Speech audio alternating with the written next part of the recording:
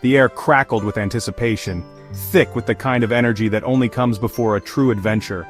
Every breath felt electric, every heartbeat a drum roll for what was to come.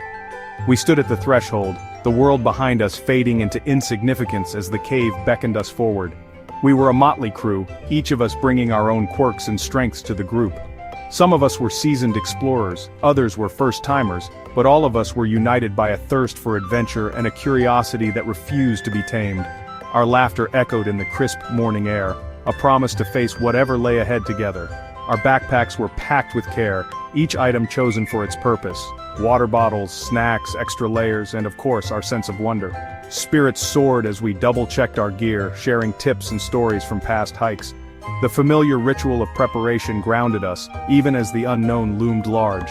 The mouth of the cave yawned before us, a dark and mysterious invitation into the unknown. It was as if the earth itself was daring us to step inside, to leave behind the comfort of daylight and embrace the secrets hidden in the shadows. The cave seemed alive, breathing in the cool morning air, waiting for us to cross its threshold. This was it, the cave exploration trip we had planned for months. Countless group chats, late-night calls, and gear checklists had led to this moment. We had studied maps, read stories of explorers before us, and imagined what we might find. Now, standing at the entrance, all that planning felt both reassuring and suddenly very real. We were ready to test our limits, to experience the raw power and beauty of the Earth's underworld. The thrill of the unknown called to us, promising challenges and discoveries that would push us beyond our comfort zones. We knew the cave would demand respect, and we were eager to meet its challenges head-on. We checked our gear one last time: headlamps, ropes, first aid kit. Safety was paramount, and we took it seriously. Each buckle fastened, each knot tied, was a small act of trust in ourselves and in each other. We reminded ourselves of the importance of teamwork, knowing that in the cave we would rely on one another more than ever. We had each other's backs. A quick exchange of high fives and encouraging words sealed our pact. No matter what we faced inside, we would face it together. The bond between us felt unbreakable, forged by shared excitement and a touch of nervousness. With a mix of excitement and, honestly, a bit of trepidation, we stepped into the cave's embrace, the sunlight fading behind us. The world outside grew distant as we moved forward, our footsteps echoing in the cool darkness. Our adventure had begun, and with every step we felt the thrill of discovery and the promise of stories yet to be told. The darkness enveloped us like a thick blanket. Our headlamps cut through the gloom, casting dancing shadows on the cave walls. The air grew heavy, thick with the smell of damp earth and minerals. A strange silence descended, broken only by the sound of our own breathing and the drip, drip, drip of water. We moved carefully, our boots crunching on the uneven ground. The path was narrow in places, forcing us to squeeze through. The deeper we went, the more alien the environment became. Stalactites hung like teeth from the ceiling, while stalagmites rose from the floor, their forms sculpted over millennia by the patient drip of water. The cave began to open up, revealing a vast cavern. Our headlamps struggled to illuminate its full scale. Awe filled us.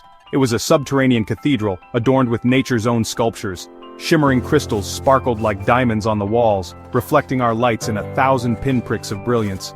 We spent what felt like hours exploring this hidden world. We marveled at the delicate formations, the intricate patterns etched by water and time. We were explorers, adventurers, discovering a secret realm hidden deep within the earth. For a brief moment, we forgot the world outside, lost in the beauty of our discovery. A low rumble echoed through the cavern. At first we dismissed it as distant thunder, but the rumbling grew louder, more insistent. Then the ground beneath us shuddered. Panic surged through the group. We instinctively huddled together, our lights shaking wildly. "Earthquake!" someone yelled above the roar. The cave walls groaned, and dust rained down from the ceiling. Then it happened. With a deafening crack, the passage behind us collapsed. Tons of rock and earth sealed our exit. We were trapped. Fear clawed at our throats, a cold and relentless grip that seemed to tighten with every passing second. The darkness pressed in from all sides, thick and impenetrable, making it hard to tell where the cave ended and our terror began. Every sound was amplified, the drip of water, the shifting of rocks, the ragged breaths of those around me. It was as if the cave itself was alive, watching us, waiting. We were trapped, buried alive in our own private tomb. The collapse had sealed off the only exit we knew, leaving us entombed beneath tons of unforgiving stone. The realization hit us in waves, first disbelief, then dread, and finally, a desperate urge to survive. Some of us shouted for help, our voices echoing uselessly off the walls, swallowed by the earth. The air grew thick with the dust of the collapse, each breath gritty and sharp in our lungs. It stung our eyes and coated our throats, making it hard to speak, let alone think clearly. The silence that followed was heavy, broken only by the occasional cough or the shifting of nervous feet on the rocky ground. Our headlamps, our only source of light, flickered precariously. The batteries were already weak, and every time a beam sputtered, our hearts skipped a beat.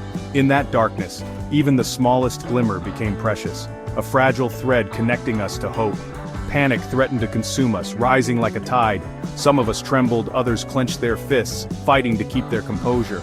But we fought it back, clinging to each other, whispering words of encouragement, reminding ourselves that we had survived the initial collapse. We were still here, and as long as we stayed together, there was a chance. We had to stay calm. We had to think. There was no room for hysteria, not now. We gathered in a tight circle, voices low and steady, sharing ideas and strategies. Each person brought something to the table, a skill, a memory of the cave's layout, a calming presence. We leaned on each other, drawing strength from the group. We gathered our supplies, taking stock of what we had. Food, water, a few energy bars, and some dried fruit. We checked our flashlights, counted batteries, and inventoried every item in our packs. Every resource mattered now, every crumb and drop of water a lifeline. A first aid kit, enough to last a few days, maybe more if we rationed carefully. We debated how best to use what we had, agreeing to strict rationing. We knew that time was our enemy, and that we had to make every resource stretch as far as possible. The uncertainty gnawed at us, but planning gave us a sense of control, however small. We found a relatively dry spot to establish a base camp, away from the dripping water and unstable rocks. It wasn't much, but it was a place to regroup, to rest, to gather our thoughts. We laid out our sleeping bags and tried to make ourselves as comfortable as possible, knowing that rest would be crucial for whatever came next. The darkness was absolute, suffocating. It pressed in on us, erasing all sense of time and space. We lost track of how long we'd been trapped. Minutes felt like hours, hours like days. The only thing that kept us anchored was the sound of each other's voices, the knowledge that we were not alone in this abyss. But, amidst the fear, a glimmer of hope flickered. We were alive. We had each other. In the face of overwhelming darkness, we found comfort in our shared struggle.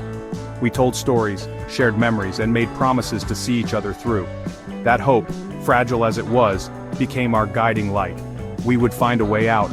No matter how impossible it seemed, we refused to give in to despair. Together, we would search for an exit, inch by inch, guided by hope and the determination to survive. The darkness could not extinguish our will to live. In that moment, deep beneath the earth, we realized that our best chance of survival was to work together, to rely on each other in ways we never had before. The cave was cold and silent, the darkness pressing in from all sides, but as we gathered close, a sense of unity began to form, a bond forged not just by circumstance, but by the shared determination to make it out alive. We quickly set about assigning tasks, each of us drawing on our unique strengths and experiences. It wasn't just about survival, it was about making sure everyone felt useful, that no one was left behind or left to their own fears. We discussed our options, mapped out what little we knew of the cave, and tried to anticipate what challenges might lie ahead. Mark, who had always been a natural leader, stepped up without hesitation. His calm demeanor was like a beacon in the darkness, steadying us when panic threatened to take over. He kept us focused, reminding us to conserve our energy and resources and to keep moving forward, even when the path ahead seemed impossible to navigate. Sarah, ever level-headed and resourceful, took charge of organizing our supplies. She inventoried our food and water, rationing everything with meticulous care. Her attention to detail gave us a sense of control, a small comfort in a situation that felt so wildly out of our hands. She even managed to find creative ways to stretch what little we had, turning scraps into something that felt like a meal. David, our tech expert, was relentless in his efforts to get a signal on his phone. He climbed to higher ledges, waved his phone in every direction and tried every trick he knew, just hoping for a miracle. Even though the odds were slim, His determination gave us hope that maybe, just maybe, someone would find us. As for me, I made it my mission to keep our spirits up. I knew that fear and despair could be just as dangerous as the darkness itself. I reminded everyone that we were survivors, that we'd faced challenges before and come out stronger. I tried to inject humor where I could, to lighten the mood and remind us all that we were still alive, still together. We told stories, some funny, some bittersweet, shared memories from better days, and even made up games to pass the time. Laughter echoed off the cave walls, a small but powerful act of defiance against the cold, the hunger, and the overwhelming darkness that pressed down on us. In those moments, we found comfort in each other, and the cave felt a little less threatening. Through it all, we clung to hope, a thin, fragile thread that connected us to the world above. We imagined the sunlight, the fresh air, and the people waiting for us. That hope became our lifeline, something to hold on to when everything else seemed lost. No matter how dire things became, we refused to give up. Our unity gave us strength, and our courage in the face of adversity kept us moving forward, one step at a time, toward the faint promise of rescue and the world waiting for us above. Time lost all meaning in the darkness. Days and nights just blurred into an endless cycle of hope and despair. We rationed our food carefully, each bite feeling like a precious commodity. The silence was broken only by the drip, drip, drip of water. Each drop was like a hammer blow to our morale. Fear, honestly, it gnawed at the edges of our sanity. We started seeing things in the darkness, hearing phantom noises. Sleep, when it finally came, was fitful and plagued by nightmares of being buried alive. Yet we held on, clinging to the belief that someone, somewhere, would be looking for us. And then, a miracle. A faint light pierced the darkness, just a pinprick of hope in our tomb of despair. We surged to our feet, our voices hoarse from disuse. "Help! We're here!" The light grew stronger, and soon we heard the muffled sound of voices. Rescuers. They had found us, alerted by our families who just refused to give up hope. Relief washed over us, so overwhelming it brought tears to our eyes. We were weak, dehydrated, but alive. As they guided us back towards the light, we knew without a doubt that we had been given a second chance. We emerged from the cave blinking at the sunlight, forever changed by our ordeal. We had stared death in the face and emerged, battered but unbroken. We had learned the true meaning of fear, the power of hope, and the importance of human connection. But most importantly, we had learned a profound respect for the power of nature. The cave, once a source of adventure, now stood as a stark reminder of our own mortality. It was a lesson etched in stone, a testament to the fragility of life and the importance of always being prepared for the unexpected. The wild is unforgiving, it demands respect.